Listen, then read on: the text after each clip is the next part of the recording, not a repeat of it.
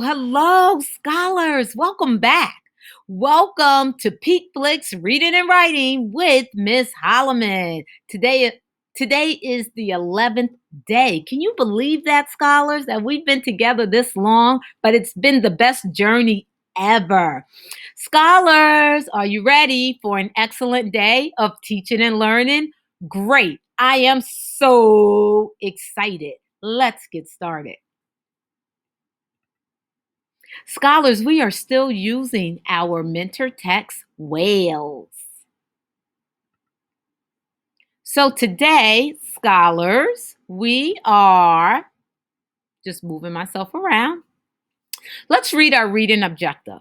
I can understand that sometimes an author's purpose is to get the reader to think the way she does about a topic or do something a certain way. Scholars, today we will understand that sometimes an author's purpose is to get the reader to think the way she does about a topic or do something a certain way. Now, scholars, today I want us to take a look at our anchor chart. And our anchor chart says authors write books to get you to think about or do something. So here in our anchor chart, here are 3 books: Frogs, Dolphins, and Pandas. And in the first book, Frogs, the author wanted people to pay close attention to. And she states people should stop the spread of a fungus that is harming to frogs. Frogs are important. So the author really wanted the reader to understand that frogs are important and people need to stop spreading a fungus to harm frogs. The second book, Dolphins. People are the greatest threat to dolphins, but people can also help dolphins the most. So the author here wanted the reader to understand that people can be a threat to dolphins, but people can also help dolphins. And on the last book, the author wants the reader to understand that people are a natural enemy of pandas. China is trying to increase the number of pandas. It is fun to watch pandas because they are one of the most appealing animals in the world. So now, scholars, I want you to just think back. Yesterday, we learned about how to navigate the table of contents to help us understand the information in the text. So today we're not reading the whole book in its entirety, but we will use the table of contents to help us navigate through the book. But then we're going to also focus on a part in the book that the author is really trying to get us to think about or get us to do something. So you should have the book at home. If you don't, it's okay. I have the book on the screen, so follow along with me. If you have the book at home, you can follow on the screen, but also have your book to the side as a reference like I do. So if we turn to page 4, I have my book right here. If we turn to page 4, it's on the move. Now, scholars, we've read this before and we understand that the heading is on the move. The writer talks about how the sperm whale travels from region to habitat, and it's called migration. And also they migrate to find food and also to find a mate. Now let's go to page 8. And here we look at the heading. It's called Wondrous Whales. The author here gives us information about a whale, that the sperm whale are amazing creatures. They are the largest toothed predator on the planet. And we also know that male whales are larger than the female whales. Now, scholars, we are actually going to page 16. And here, I just want to get out my little pen if I can get it out. It's right here. So here we learned about the female whales and how she leads her family in a pod. And we learned about the male whales and how a lot of times they travel alone, the older ones. So now, scholars, we're moving to page 22.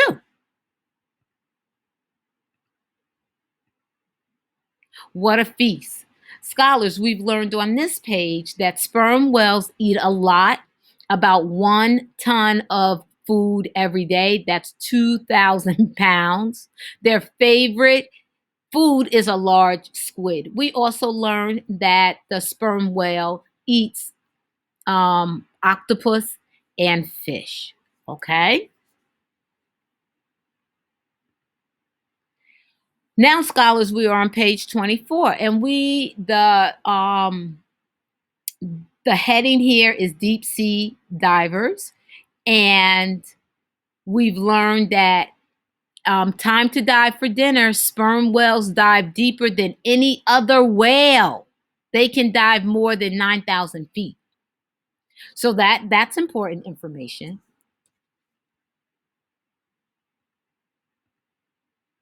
Now we are actually on page 28. And if you look in your table of contents, it says we whales. You can turn to page 28. You can watch it on the screen.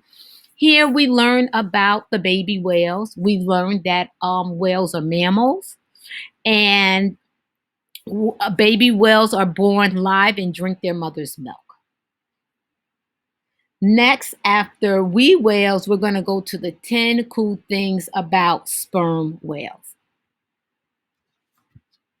So here, scholars, if you turn to page 32, the author gives us some important information about sperm whales. The author also gives us pictures, which is a visual for us to help us. And the author is extremely intentional by numbering the 10 cool things about sperm whales. We've learned here on page 32 that whales talk. Whales use the echolocation for 3 purposes. Number 1, to find their way in the deep, dark ocean. Number 2, to locate food. Number 3, to find their young on the surface of the water. So now we're going to go to deadly danger. So here, scholars, this is one area that I really, really think the author wants us to understand about whales. A giant squid might be a sperm whale's favorite meal, but it's also a whale's worst enemy. In fact, I'm just going to move down a little. In fact, some meetings with squid can lead to a deadly fight. Scars shaped like suction cups on a sperm whale's body are signs of a fierce battle with a squid. Orcas sometimes attack sperm whales too. When attacked, sperm whales form a circle to protect the sick and the young whales. Then they can fight off the attacker with their huge tail. Now, scholars, I want you to really pay attention to this. So we know that sometimes whales can get harmed by a squid, but also we need to pay close attention what happened a long time ago. During the 1700s, 1800s, and the 1900s, a large number of whales were killed by people. Can you believe that? Sperm whales were hunted for their spermaceti and their oil, which were used to light lamps and to make candle wax. Hunters also wanted sperm whales for their ambergris, a material used in perfume. Kerosene later replaced oil as a way to light lamps. Whaling was outlawed in the 1980s. The number of sperm whales has increased. Now there are many sperm whales in our ocean, but illegal whaling still happens. So I believe that the author wants us to understand that a long time ago, people were they were killing whales, and they were killing whales for their spermaceti, for their oil, and that in the 80s, in 1980s, it became illegal against the law to kill whales. Chemicals from factories, boats, and other human activities are dangerous to whales and the environment. This is called pollution. It can make whales sick or even kill them. Scholars, I believe that the author here wants us to understand that pollution is deadly and it can really harm our whales. So I believe that the author is asking us, wants us to be proactive, wants us to be responsible, and wants us to take care of our environment so we can be safe, but also so we can protect our whales. Whales, I'm right here, scholars. Whales are also in danger when they get too close to the shore. They can get stuck on the beaches in shallow water. But there's good news. Organizations are working to stop oil spills and other pollutants in our ocean. People are using fewer plastic bags that may end up in the ocean and hurt sea animals. Also, researchers are discovering why whales get stranded and what can be done about it.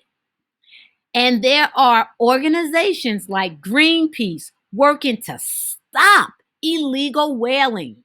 The Sea Shepherd Conservation Society is another group that enforces whaling laws and save whales from being killed. So the author wants us to know that there are people out there like you and I who want whales to have a safe environment. The best news, I'm right here, scholars, the best news of all is that sperm whales appear to be thriving in the ocean today. So, what can you do? Now, scholars, we are on page 44. The author here wants you to understand that there's things that you and I can do. We can contact the National Geographic Society. We can contact the World Wildlife Fund. We can also help keep our environment clean by not polluting it with trash. We can make sure that we don't litter and we pick up. And these are all the great things that we can do to help keep whales safe, but also to keep our environment healthy. Now, scholars, we're not going to go over the glossary. We've learned about the glossary. We've learned about the index. So we're just going to keep moving forward. And we're going to pause the video. So scholars, I need you to get your book baggie. I need you to get your pencil and your writing journal because we're going to transition into writing. Come back in 5 minutes. I'll be here waiting for you. Okay? 5 minutes, scholars. Great, you're back. I hope you have everything you need. So, scholars, now we're transitioning into writing. Writing objective. I can add important information in my writing so the reader can think the way I do. So, here, what information is on this page that the author wants you to know? So, we've learned from reading this that um, whales were hunted and killed for their oils. In the 17th, 18th, and 1900s, large numbers of whale were being killed. We also know that the author wants us to know that whaling was outlawed in the 1980s. The number of sperm whales has increased. So that's important. Now let's look on this page. What information is on this page that the author wants you to know? So we know that chemicals from factories, boats, and other human activity are dangerous to whales and the environment. And we just talked about the things that we can do. So the author has given us websites that we can look up so we can be proactive to help preserve sperm whales. Now, scholars, what I need you to do is think about your topic. You can think about um, anything that you would want to write about. You can do whales like we've been doing. You can write about dolphins. We've learned about dolphins. You can write about what you want to write about. So here's a list. You can write, I want it to be nonfiction because that's what we're working on. You can write about baseball. You can write about skiing. You can write about cats. You can write about snack foods. You can write about dogs. You can write about soccer. What important information do I want my readers to know so they can think the way I do? So that's the goal of the lesson. You have your topic. Now, what important information do you want your readers to know? And you're going to focus in so your readers can think the way you do.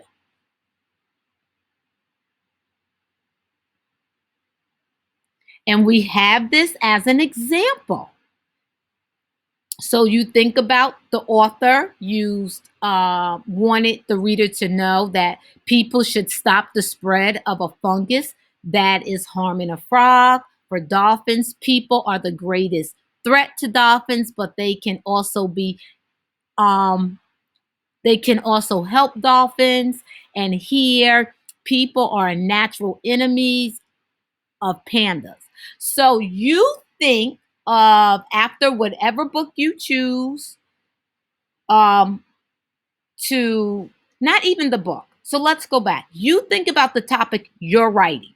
And as the writer, you think about what you want the reader to really focus in and think the way you think. Okay? So now it's your turn. And I know you're ready, scholars. So I want you to go off, do your best writing. Remember, you were born for greatness. No one can steal your dream, and have an excellent day of writing. Bye.